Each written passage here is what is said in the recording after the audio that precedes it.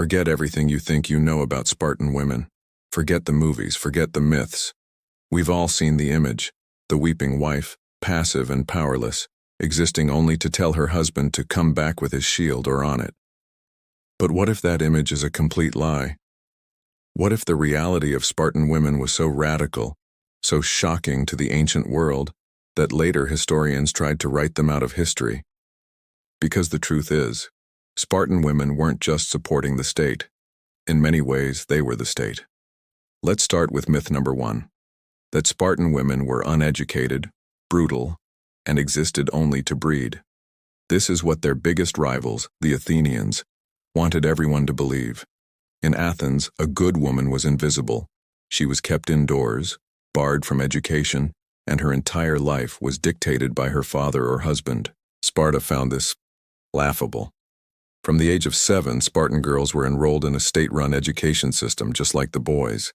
They learned to read and write, which was rare enough, but they also learned poetry, music, and dance. But here's the first shock. Their physical education was just as rigorous as the boys.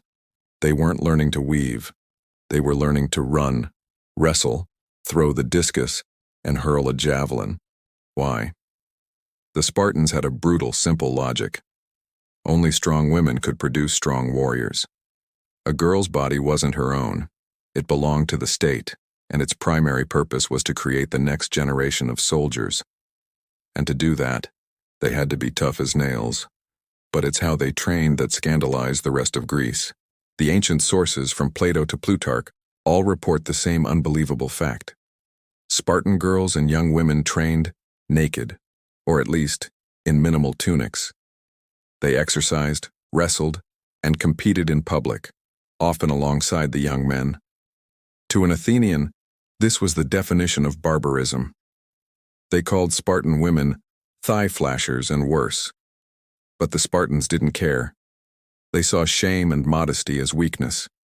This built a level of confidence and physical assurance that no other woman in the ancient world possessed.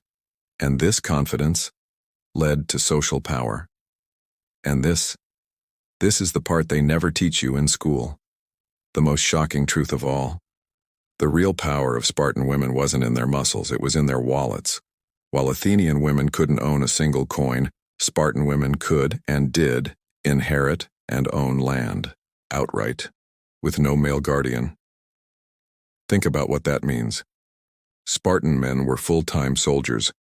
They were often forbidden from engaging in commerce and were, frankly, constantly dying in battle. So who ran the entire Spartan economy back home? The women. They managed the vast estates, controlled the Helot slave population that worked the land, and managed the family's wealth. And when their fathers, husbands, or brothers died in war, the women inherited everything. By the 4th century BC, it had reached a crisis point for the men. The philosopher Aristotle wrote in horror that Spartan women had managed to acquire 40% of all land in Sparta. He wasn't just observing, he was terrified. He blamed Sparta's decline on its gynecocratia, its rule by women. I imagine that. A society in 400 BC where women held so much economic power that one of history's greatest philosophers saw it as a threat to civilization. That is the shocking truth. So what about marriage and family? Surely here they were conventional. Wrong again. In Athens, girls were married off as property around 14. In Sparta, women were expected to marry much later, in their late teens or early 20s. Why? Again, the Spartan logic. They believed women at this age were more mature and physically prepared to produce healthier children, and their loyalty was to Sparta first, their husband second. The primary goal was strong babies. If a husband was old or infertile, it was considered acceptable, even patriotic, for his wife to have a child with a younger, stronger warrior. This wasn't about love or lust. It was eugenics. It was a state duty. And their attitude towards motherhood was famously stoic. The most famous Spartan phrase, "Come back with your shield or on it," was reportedly said by Spartan mothers sending their sons to war. They took pride in a son's glorious death and felt shame if he retreated.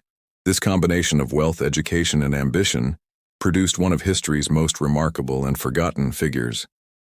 Her name was Caniska.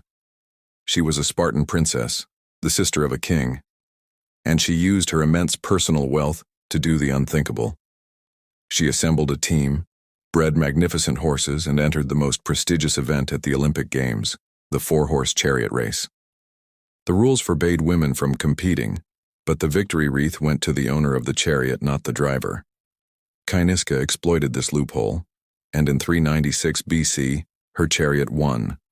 And then, she did it again in 392 BC. Caniska became the first woman in history to win at the Olympic Games. She shattered the ultimate glass ceiling of the ancient world and erected a statue of herself at the sanctuary in Olympia, a place no other woman would dare. So, was Sparta a feminist utopia? Absolutely not. Let's be clear. The freedom of Spartan women was built on the backs of a brutal slave system. The Helots.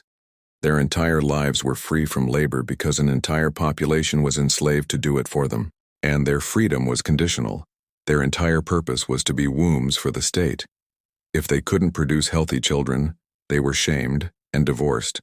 Ultimately, the very system that empowered them, their control of land, was what Aristotle warned about. Wealth became concentrated in the hands of a few elite families, often the women, meaning fewer and fewer men could afford the military equipment required to be a Spartan equal. The Spartan population dwindled, and their power collapsed. The truth about Spartan women isn't simple. They weren't passive victims, and they weren't modern feminists.